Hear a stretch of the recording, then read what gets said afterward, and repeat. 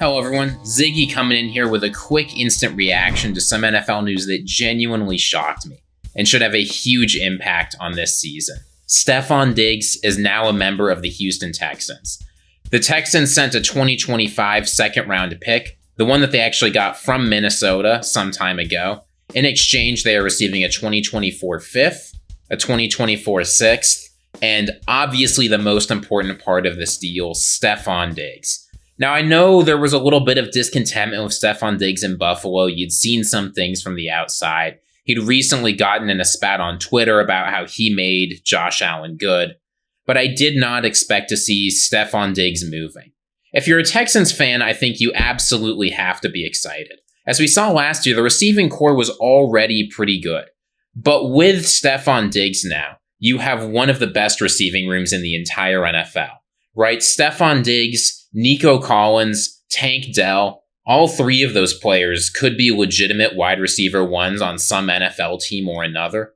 And now the Houston Texans have all three. So for rookie CJ Stroud coming into his second season, this will be a huge, huge difference maker. Because now it's not going to be enough to just cover one of their receivers or even two. You have three genuine weapons to worry about every single play.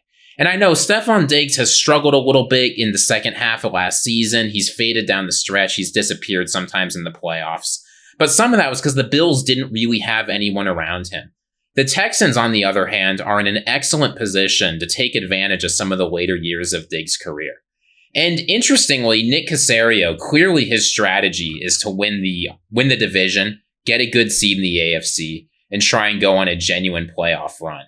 I mean, you look at some of the receivers rooms around the AFC South, and it's not great, right? I mean, the Jaguars, take them. They're probably the biggest competitor to win the division. Their wide receiver room is what? Christian Kirk, Gabe Davis, Zay Jones. You know, maybe they're going to draft a guy. But all three of the Texans' starting wide receivers would be the best player in that room. Pittman's the only player better than any of those guys on the Colts. You know, the Texans have some decent guys, right? They've got DeAndre Hopkins and Calvin Ridley, but both of them, as they continue to get older, are question marks. The Texans are clearly going all in for next year. And given the results that you saw last season, right, with them absolutely annihilating the Browns in the playoffs, you have to think that Stefon Diggs, even though he's mercurial, even though there's been some difficulty surrounding him, as a Vikings fan, I can tell you, when that guy is on the field, your team is better. And yeah, maybe there'll be some worries about, is Diggs going to live up to the contract going into the later years? But the Texans aren't worrying about that, right? They are getting one of the biggest stars in the league, surrounding him with talent and saying, go ahead and win the division. So I am absolutely confident that this is going to be good for the Texans. Now again, giving up a second round pick is quite a bit for Stefon Diggs, but the Texans need talent now.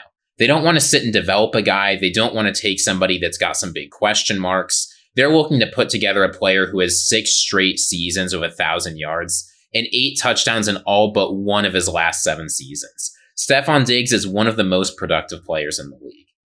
You ask yourself why the Bills are moving away from him, to look at it from a different perspective. And honestly, things must have been much worse than any of us thought from the outside. Because you look at the depth chart for the Buffalo Bills. This is a team that wants to compete, right? They've got Josh Allen. They've got a defense that's getting older. You would have thought this was a year they're trying to sort of take advantage of the last couple years of that window before they try and open up a new one through the draft. Their wide receiver room now is Curtis Samuel, Khalil Shakir, and Mac Hollins, Andy Isabella. I have no idea who the third wide receiver is going to be. Now, I know they got 2 good tight ends in Dawson Knox and Dalton Kincaid, but this is a huge blow to the Bills' chance to compete.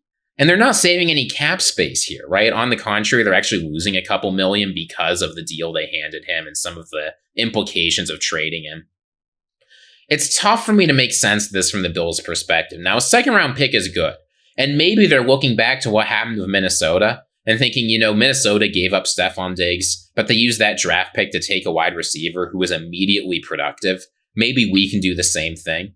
And maybe you can, right? But as many times as you draft a guy like A.J. Brown or DK Metcalf and they come in and they're extremely productive in the second round, you get a player like J.J. Arcega-Whiteside.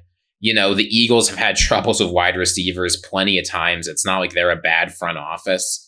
So it's tough to see this being an immediate replacement for Stefon Diggs. And even if you hit, right, even if you get a pretty good wide receiver, it is unlikely that they are going to become one of the league's best, which is what Stefon Diggs is. So the only real explanation for this is that things are much more difficult in Buffalo than we thought. The relationships have just totally fractured. And now if you're the Bills going into this season, they've lost some key players on defense. Now they've lost their star wide receiver. They want to compete. And while they're not going to be competing the same way they did last year, right? Starting to sign guys to big deals, going all in, making midseason trades.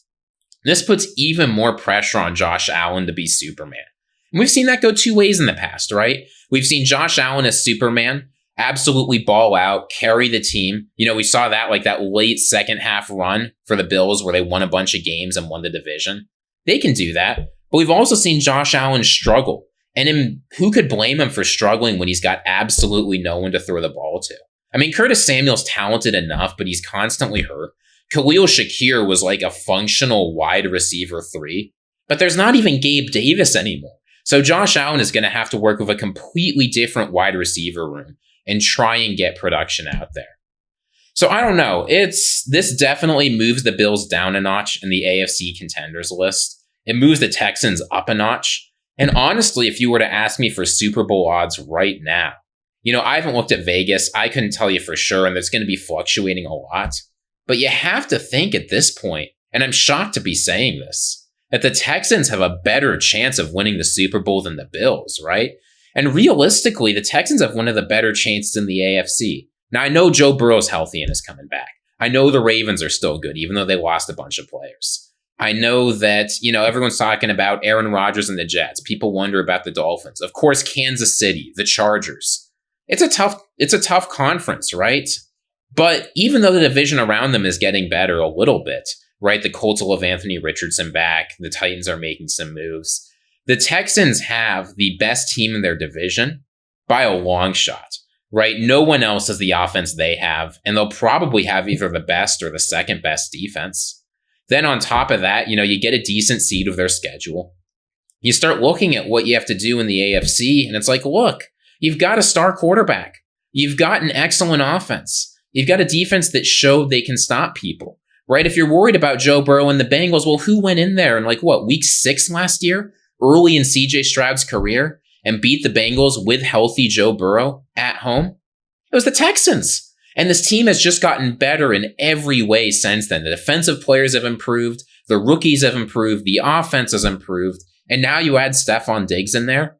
When you're winning and things are going great, Stefon Diggs is an awesome guy to have around. So I'm not worried about him causing problems in Houston, at least immediately. You have to be excited about this as a Texans fan. So if I'm a Bills fan, I'm disappointed. I'm worried about where the future is going, but that's not really what's exciting here. What's exciting is that the Texans have officially arrived. This is a no excuses season for them. They are ready to play.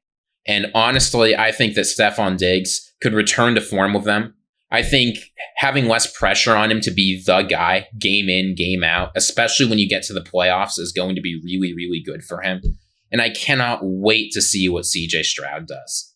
So, Texans, I absolutely love the move. I'm excited to see what's coming. And we'll see what the implications are. You never quite know with these offseason moves what's going to come. But I'm racking my brain for downside here. And it's very difficult for me to see it for the Texans. So that's what I got to say. There's a lot of excitement here. We'll have a live show coming out tomorrow, I believe. Not a live show, but a recorded show, a full episode coming out, talking about this a little bit more. But we wanted to get an instant reaction out there right away because this is arguably the single biggest piece of news in the entire NFL offseason. Star wide receiver Stefon Diggs is now a member of the Houston Texans. So thanks for listening, y'all. I'm curious to hear what you think. Maybe you see things a little bit differently. Maybe you can see what the Bills were thinking. So feel free to comment. If you liked what we have to say, like it, subscribe it. We just reached 10,000 subscribers. We're appreciative to absolutely every single one of you that has subscribed. It's a big deal. We'll talk about it a little bit more in the show tonight, but we appreciate all of you. And, yeah, that's what I've got to say. Huge news in the NFL today.